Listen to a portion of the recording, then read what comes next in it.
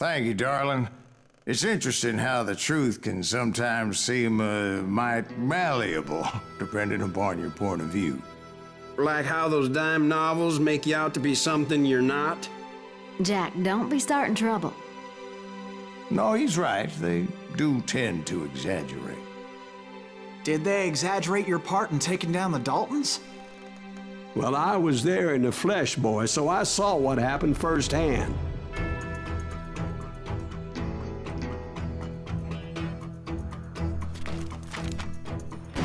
Those Daltons were lawmen once, before they all went bad, robbing banks and trains clear across the territory. Until Coffeeville, of course. I was one of the citizens who took up arms that day. Fighting on the side of the riot? I did my best, sir. We all did.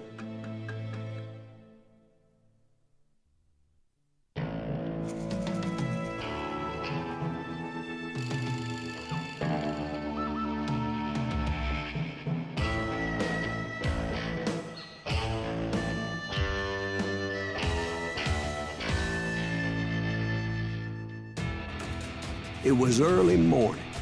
One of my friends was a local gunsmith, and he handed out firearms to anybody who'd take one. You see, the Daltons got it in their heads to rob 2 banks at the same time. 2 banks on the same damn street.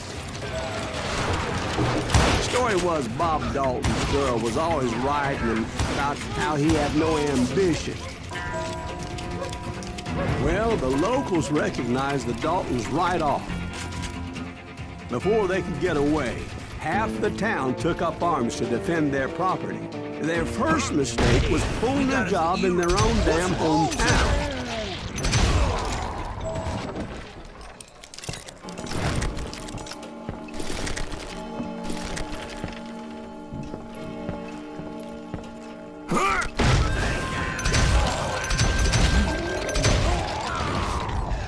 The brothers paid dearly for their stupidity.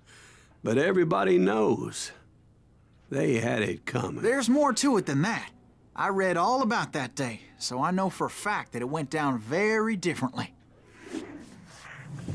First of all, it was high noon. A posse of U.S. deputy marshals were on the rooftop across the street. Get ready, boys. Let's make a move. The lawmen had been tracking the Daltons for months. Now they finally had them dead to rights. Among them was a bounty hunter feared by many a lawbreaker. This man had no intention of letting the Daltons slip away. The marshals tried to get the Daltons to surrender. They'll give up eventually. We just gotta wait for something bitches out. This bounty hunter knew that the brothers were far too proud to ever lay down their guns.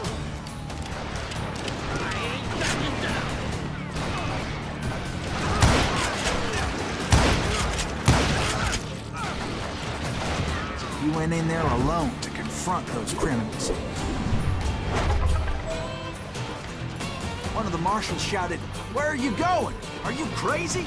Hey, where do you think you're going, dumbass? That rifle's mine. But he paid him no mind. He saw a way to get around to the back of the bank. Then he figured out how to hit the Daltons from a direction they weren't expecting.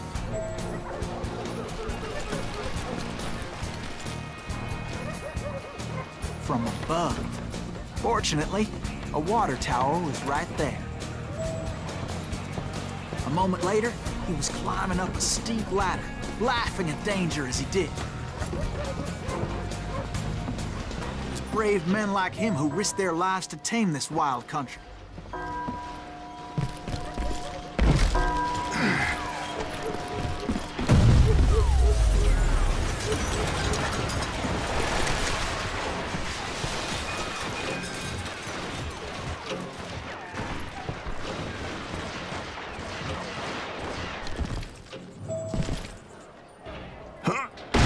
Company.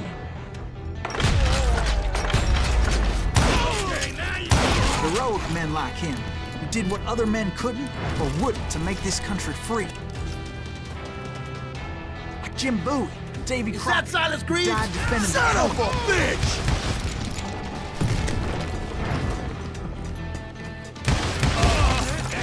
Just kill Red? You better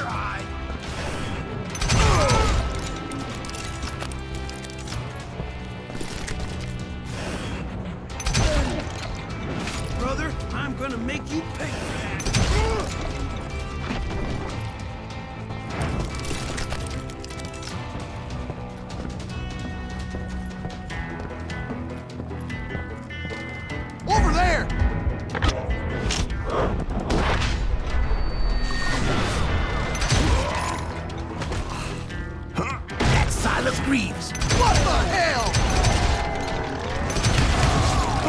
Blam! He came away victorious, taking down those thieving Daltons.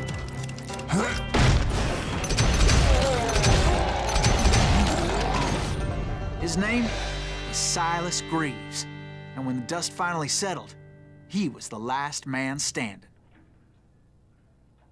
Sorry, kid, but that just wasn't the way it happened.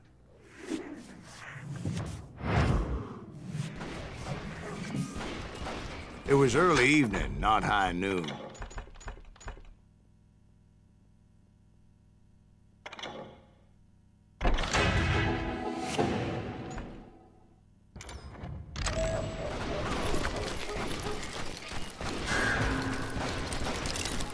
I was late to the party and Coffeyville was already up in arms.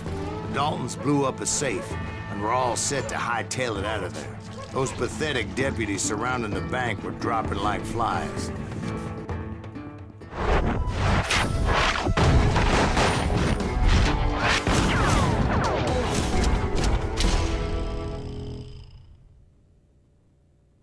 I had been tracking those jokers for months, waiting for them to do something reckless. And finally, they did.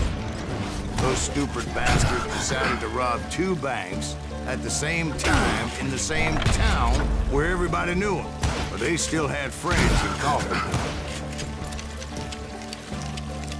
What are you gonna do?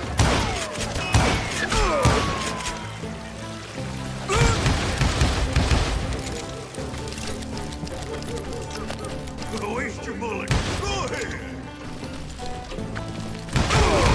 Don't let that asshole get away with this.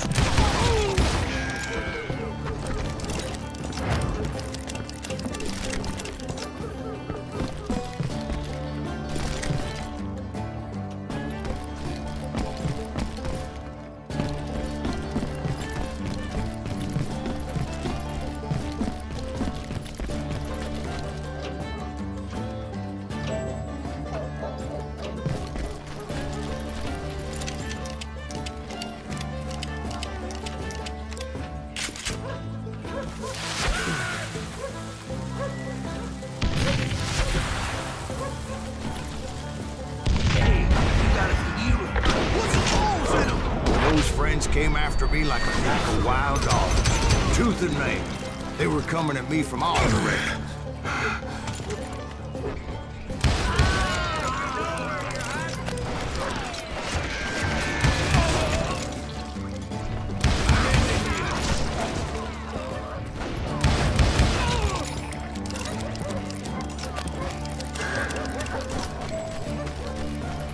I caught sight of the Daltons running with the money and didn't want to lose it. Problem was, they knew the town better than I did. And to top it off, I found myself in the middle of another shootout entirely. Did the Daltons hole up in somebody's house? No, it was the Smiths, I believe. They were cousins of the Daltons. They were shooting at the Browns, who were shooting at the Daltons. Which wasn't any surprise, because those 2 families have been feuding forever. And since the Joneses are related to the Browns, they shot at the Smiths, pissing off the Heimhoffers, whose daughter recently married a Smith. Well, bullets were flying every which way as all the old feuds and cats caught fire all at once. There was a hell of a lot of pissed off people in Coffeyville that day. But that's just the way life is sometimes. Shit happens.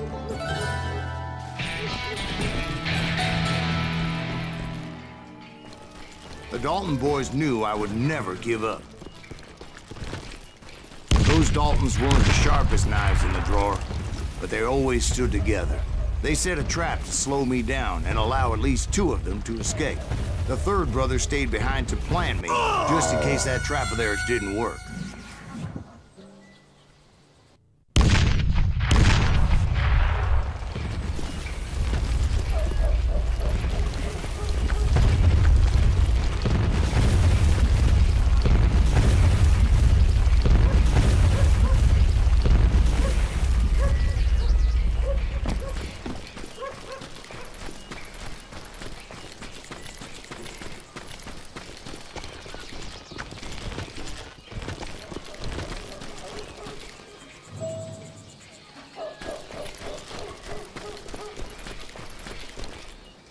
was Emmett, the youngest. And he decided to stand his ground and face me down. I ain't afraid of you, Silas Reeves. This is where it ends for you. He was determined to protect his brother. I understood how he felt. Taking me on all by his lonesome wasn't exactly a recipe for a long life.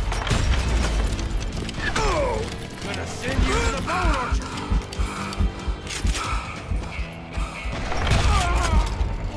But Emmett Dalton survived the robbery in Coffeyville. He's the only Dalton who did. They say he was shot 23 times. Well, Dwight, who do you think put all those damn holes in him?